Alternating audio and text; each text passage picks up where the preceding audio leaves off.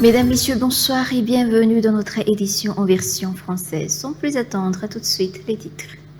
Les tarifs des taxis brousse de la gare routière de Fassan-Karan desservant l'Axe Sud feront de nouveau l'objet d'un ajustement pendant la haute saison, a annoncé le responsable de la gare routière. Les tarifs augmenteront du 19 décembre au 15 janvier. Les efforts visant à inculquer aux citoyens le respect des règles d'hygiène et des consignes en vigueur dans les transports en commun à Antananarivo peinent encore à produire des résultats.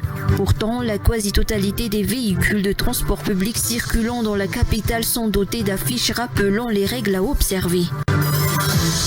L'insuffisance des infrastructures aéroportuaires à Tolaniaro et Tuliar constitue un obstacle au développement dans la partie sud de la grande île, selon le député de Madagascar, élu dans le district de Tolaniaro, Nourdine Chabani. Tuliar et Tolaniaro ne peuvent pas accueillir de vols internationaux directs comme Nouspé. En Australie, 2 drapeaux du groupe État islamique ont été retrouvés dans un véhicule immatriculé au nom d'un 2 assaillants ayant ouvert le feu dimanche sur la plage de Bondi à Sydney. À la une des actualités, les tarifs des taxis brousse de la gare routière de Fassan-Karan desservant l'Axe Sud feront de nouveau l'objet d'un ajustement pendant la haute saison, a annoncé le responsable de la gare routière. Les tarifs augmenteront du 19 décembre au 15 janvier. Cette décision a été prise en raison du mauvais état de la route et du coût élevé des pièces détachées. Les responsables ont également sensibilisé les conducteurs pour qu'ils soient vigilants afin d'éviter les accidents. Sibella Rangiamazava sur les images de Fecha. Le tarif des tickets à la gare routière de Fassan-Karan augmente d'environ 15 à 20% à chaque haute saison. Leur prix diminue par contre pendant la basse saison. Le tarif des billets augmentera donc pendant cette période de fête. Les responsables de la gare routière du Fassan-Karan sont actuellement en train de déterminer le montant de cette hausse qui sera appliquée du 19 décembre au 15 janvier. Les responsables de la gare routière de Fassan-Karan ont confirmé avoir consulté le ministère des Transports et l'ATT avant de prendre cette décision. Ces responsables ont également sensibilisé les conducteurs pour qu'ils soient vigilants afin d'éviter les accidents. Les voyages aller-retour directs sont interdits. Les responsables ont également rappelé aux propriétaires de véhicules qu'ils doivent effectuer des entretiens systématiques de leur voiture afin de parer à toute éventualité. Les efforts visant à inculquer aux citoyens le respect des règles d'hygiène et des consignes en vigueur dans les transports en commun à Antananarivo peinent encore à produire des résultats. Pourtant, la quasi-totale des véhicules de transport public circulant dans la capitale sont dotés d'affiches rappelant les règles à observer. Le réseau des transports en commun s'est toutefois récemment étoffé avec l'entrée en service ce jour du train urbain. Des actions de sensibilisation ont été menées par les dans le train urbain. Ces derniers ont rappelé aux usagers l'importance de se conformer strictement aux consignes établies. Reportage de Elisa Herman et Eric Ranefson. Le ministère des Transports et de la Météorologie poursuit sans relâche ses campagnes de sensibilisation en faveur du respect et de la préservation des biens publics, notamment par l'application rigoureuse des mesures et dispositifs mis en place par les autorités afin de prévenir les accidents. Néanmoins, l'adoption des bonnes pratiques par les usagers demeure insuffisante, tant en matière de propreté que de respect des consignes obligatoires à bord des transports en commun, telles que l'interdiction de consommer des substances illicites, de perturber le conducteur ou de négliger l'hygiène. Des déchets et des salissures continuent ainsi d'être constatés à l'intérieur de nombreux véhicules, conséquence directe du comportement de certains passagers. Par ailleurs, l'offre de transport public à Antananarivo s'est enrichie avec la mise en service ce 16 décembre du train urbain dans la capitale. En conséquence, les actions de sensibilisation ont été renforcées autour de l'utilisation de ce nouveau moyen de transport. Des scouts sont intervenus aujourd'hui pour sensibiliser les voyageurs sur les règles d'usage et les dispositifs de sécurité propres à cette ligne ferroviaire. L'insuffisance des infrastructures aéroportuaires à Tolagnar et Touliar constitue un obstacle au développement dans la partie sud de la Grande Île, selon le député de Madagascar élu dans le district de Tolagnar, Nourdine Chabani.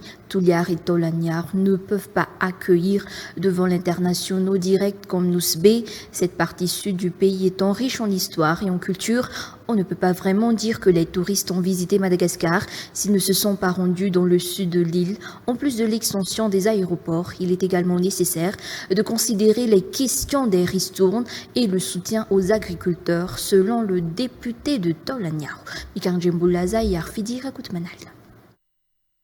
Les ministres devraient effectuer des descentes dans les régions pour mieux appréhender les réalités locales, pour éviter que ce soit toujours les députés qui résolvent les problèmes sur place, selon le député de Tolagnar, Nourdine Chabani. Les populations étant confrontées à toutes sortes de problèmes dans les régions, les ministres ne devraient pas toujours se reposer sur les députés, a-t-il expliqué. Le peuple a besoin de résultats concrets, a-t-il ajouté, pour le district de Tolagnar, en particulier, les ristournes qui devraient lui revenir débloquées, ce qui empêche la commune de prendre des initiatives pour réhabiliter le marché. Les infrastructures du marché sont dans un état déplorable, alors que les ristournes qui devraient revenir à la commune urbaine de Tolagnar s'élèvent à environ 1,5 milliard.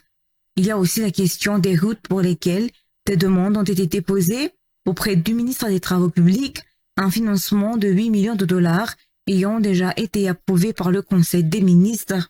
Le démarrage des travaux depuis le PK0 à Tolagnar commencera bientôt, au plus tard en janvier.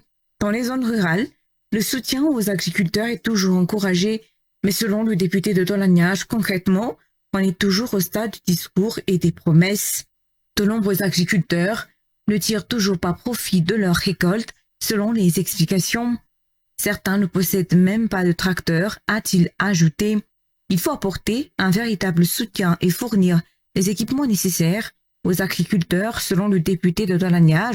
Sur le plan touristique, on dit toujours que Tolagnar est une des destinations touristiques phares de Madagascar, de même pour Touliar. Cependant, les infrastructures aéroportuaires de ces deux localités sont très restreintes en termes de capacité. Le sud du pays est riche en histoire et en culture. On peut même dire que les touristes n'ont pas vraiment visité Madagascar tant qu'ils n'ont pas encore foulé le sol du sud de l'île. Cependant, le sud ne peut pas accueillir de vols directs internationaux, contrairement à Nosy-Be. Environ 10 millions de dollars suffiraient pour l'extension de ces aéroports, selon le député Nourdine Chabani. Le député de Tolagnar, Nourdine Chabani, a abordé ces demandes ce jour lors de la rencontre entre les députés et les membres du gouvernement à l'Assemblée nationale. L'université d'Itas a été inaugurée officiellement pour marquer le renforcement du développement. À la base, le gouvernement réaffirme sa volonté de coopérer et de soutenir cette université à travers le ministère de l'Enseignement supérieur. Cet événement s'inscrit pleinement dans la vision et les priorités fixées dans le cadre de la refondation de la République de Madagascar. Abraham Rezafi.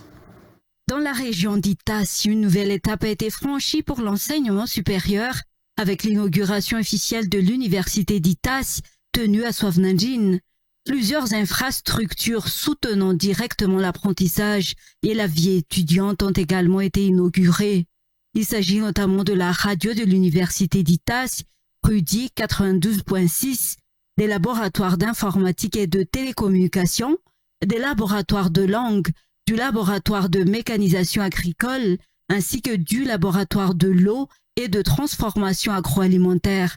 S'y ajoute le bureau de l'Office du baccalauréat, les logements et étudiants, le centre médico-social, les salles de cours et de soutien pédagogique, la bibliothèque et l'amphithéâtre.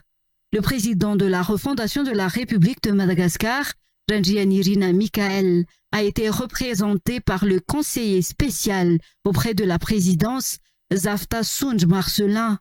Le ministre a réaffirmé que le ministère est pleinement disposé à coopérer et à soutenir l'université d'Itas afin de lui permettre de transmettre un savoir adapté aux besoins du marché et à l'évolution de l'économie. À ce jour, l'université de Soavnandjin-Itas compte 4 filières de formation, 16 mentions et 20 parcours. Ces formations sont conçues pour répondre directement aux besoins de l'économie et aux réalités de la région et pour former des jeunes capables de contribuer activement au développement de Madagascar. Passons maintenant aux actualités internationales. En Australie, le drapeau du groupe État islamique ont été retrouvés dans un véhicule immatriculé au nom d'un des deux assaillants ayant ouvert le feu dimanche sur la plage de Bondi à Sydney. Selon le Premier ministre australien, les auteurs de l'attentat antisémite étaient probablement motivés par l'idéologie du groupe djihadiste. Un reportage de France 24. Eh bien, comme vous l'avez indiqué tout à l'heure, effectivement, la police a d'abord indiqué qu'ils ont retrouvé 2 drapeaux improvisés de l'État islamique dans la voiture des assaillants. On a appris pas mal de choses à leur sujet également, notamment concernant le fils, celui qui est actuellement dans le coma et qui n'a toujours pas pu être interrogé par la police. On a appris qu'il avait entretenu des liens pendant assez longtemps avec, d'une part, un prédicateur djihadiste et d'autre part avec un homme qui était chargé de recruter des jeunes en Australie pour l'État islamique qui a depuis été incarcéré. Surtout, ce jeune homme et son père ont voyagé pendant presque tout le mois de novembre aux Philippines. D'après les autorités philippines, ils sont arrivés à Manille avec un passeport indien avant de se rendre sur l'île de Mindanao, au sud de cet archipel, un endroit connu pour abriter un certain nombre de groupes extrémistes, mais aussi des camps d'entraînement islamistes. Et une source antiterroriste a confié à la chaîne ABC qu'ils auraient probablement suivi là-bas un entraînement de style militaire. En tout cas, ils sont rentrés en Australie vraiment quelques jours avant de commettre leur massacre. C'était le 28 novembre dernier. Donc l'affiliation effectivement avec l'État islamique, en tout cas une filiation semble de plus en plus claire pour ces 2 assaillants. Et voilà, c'est la fin de notre édition en version française. Rendez-vous à 19h30 pour la version malagasy. À tout de suite.